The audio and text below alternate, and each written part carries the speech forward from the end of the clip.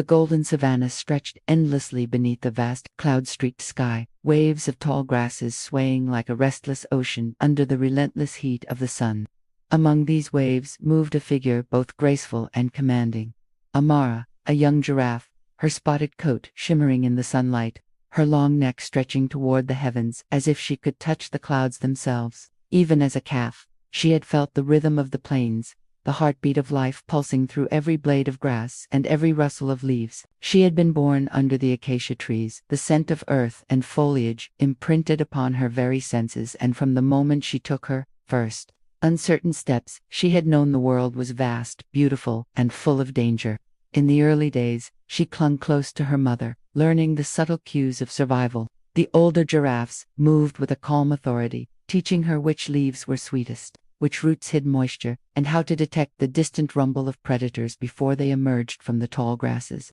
Yet, Amara's mind was always restless, full of curiosity. What lies beyond that ridge? She often wondered, craning her neck over the horizon. Sometimes she imagined the clouds held other lands, distant places untouched by hunger, fear, or the shadow of lions. Other times, the thought of venturing beyond her herd brought a tightness in her chest, a flutter of anxiety she could not yet name. But she knew, even then, that her spirit would not be contained. Her first encounter with true danger came sooner than she expected. One afternoon, as the sun hung high and the grasses swayed golden in the wind, she spotted movement near a cluster of acacia's lions. Their eyes glinted, curious and hungry, and even from a distance, Amara felt her heart leap. She froze, every nerve alert. Her mother nudged her gently, a silent command. Observe, do not panic, and trust your instincts. Amara's legs trembled, but she steadied herself, remembering the subtle cues she had learned, the angle of the wind, the rustle of leaves, the shift of shadows. With careful, deliberate movements, she edged backward, her long legs and neck giving her vantage to see and move at once. The lions watched, intrigued, yet did not chase, as if they sensed her awareness and respect for her own limits. That day, she understood the first lesson of courage. Sometimes, survival demanded not a sprint, but patience and calculation. As months passed, Amara's limbs lengthened, her spots deepened in color, and her instincts sharpened. She began venturing farther from the herd, exploring hidden valleys, quiet waterholes, and the scattered trees that offered both shade and sustenance. She discovered the joy of reaching the tallest branches, bending them with her lips, tasting the leaves that others could not reach. In these solitary moments, she reflected on the rhythm of life around her, the gentle sway of grasses in the breeze, the distant cry of an eagle overhead, the murmuring flow of water in a creek far below. She imagined herself as part of something larger, a being attuned to a pulse beyond herself, a thread in the tapestry of the savannah. The first major test of her independence arrived with the dry season. Rivers shrank to trickles, and the grasses hardened into brittle gold. Herds scattered, seeking water, competing for the few remaining acacias heavy with leaves. Amara's curiosity now carried weight. She was alone, yet her instincts guided her. She remembered the lessons of elders: move with the sun, conserve energy, stretch to reach food others cannot, and never underestimate the patience of the land itself. She encountered other giraffes during these journeys, some rivals, some allies, and through these encounters, she began to understand the subtle politics of the herd. The way dominance was asserted, respect earned, and cooperation silently negotiated. One day, she reached a river swollen by unexpected rains. Crocodiles lurked beneath the churning waters, and the current tugged at her hooves with a force that tested every ounce of her growing strength. Fear surged within her, a fluttering of adrenaline and doubt, but she reminded herself. She had grown, learned, adapted. Step by step, hoof by hoof, she entered the water. The river's resistance pressed against her, the croc's eyes glinting briefly beneath the surface. Yet she pressed forward, guided by a determination she did not yet fully name. When she finally reached the opposite bank, the plains opened before her like a promise, and a surge of triumph rippled through her. Part relief, part exhilaration, part the quiet pride of knowing she could survive what had once terrified her. Amara's travels revealed more than danger. They revealed friendship, trust, and the unspoken rhythms of life. She met a matriarch elephant who moved with the steady weight of wisdom, and Amara watched her, learning patience and foresight. She encountered a mischievous troop of monkeys who taught her about curiosity, play, and unexpected problem-solving. Even an ostrich, fleet and skittish, ran alongside her for miles.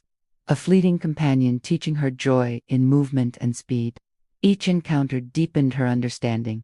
Life was as much about connection as it was about survival, as much about observation as it was about action. As she matured, Amara's reflection in quiet waterholes became a study in the passage of time. Her neck, already long, stretched further, and her spots darkened, a living map of the seasons she had endured. She felt a growing responsibility for the plains around her, a sense that her choices rippled outward, affecting not just herself but other creatures, the trees, the rivers, the very air. When fires swept across the grasslands, ignited by lightning storms, she became a guide, moving through smoke and flame with calculated courage, leading young and small animals to safety, using deep, resonant calls to warn those in danger. Her presence was a beacon. Her calm, deliberate movements inspired trust, even among species who might otherwise flee at the first sign of threat. Predators tested her resolve again and again.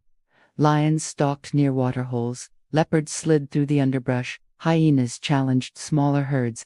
Each encounter sharpened her senses, her instincts entwined with intuition, teaching her the balance of vigilance and restraint. And yet, even in these tense moments, she allowed herself reflection, the thrill of reaching high leaves, the gentle sway of the acacia branches in the wind, the quiet communion with the earth beneath her hooves. She learned to see the savannah as more than a place of survival, which was a canvas of possibility, a stage for courage, curiosity, and the poetry of life. Seasons cycled endlessly, carrying lessons and opportunities. Amara discovered hidden valleys where the acacias grew taller, where waterholes glimmered like glass, where life thrived quietly in harmony. She became a mentor, guiding younger giraffes in the ways of reaching high, watching, moving with patience, respecting both power and limits. Her reputation spread not just as a survivor, but as a guide, a symbol of hope and quiet majesty. Predators seemed to sense it. Lions no longer challenged her directly, understanding that this giraffe moved with a grace and authority that commanded respect. Her greatest challenge, however, was not predation but the very forces of nature itself. One season, the rains failed, and the savannah cracked under the sun's relentless heat. Rivers dried, grasses hardened, and hunger pressed on every creature. Amara led her companions in a slow, deliberate migration, choosing paths by intuition, memory, and observation of subtle environmental cues. The flight of birds, the scent of distant water, the shadows of clouds promising relief. Along the way, she protected the young, calmed the fearful, and demonstrated that leadership required more than strength. It required empathy, patience, foresight.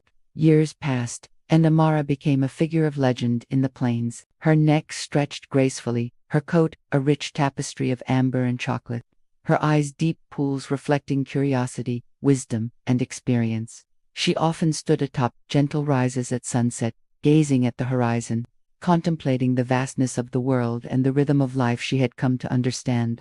The younger giraffes who had once trailed her now moved beside her, strong and confident, carrying forward her lessons. Predators watched from a distance, understanding that she was a force of nature, not merely a prey species, but a presence that shaped the land itself. One evening, as the sun dipped below the horizon in a blaze of gold and crimson, the wind carried the sense of distant rains, the promise of renewal. Amara lifted her head high, tasting the breeze, feeling the pulse of life beneath her hooves. She had faced fear, hunger, fire, and isolation. She had wandered beyond known plains, guided by curiosity, courage, and a growing sense of purpose. And she had endured, thriving, teaching, inspiring.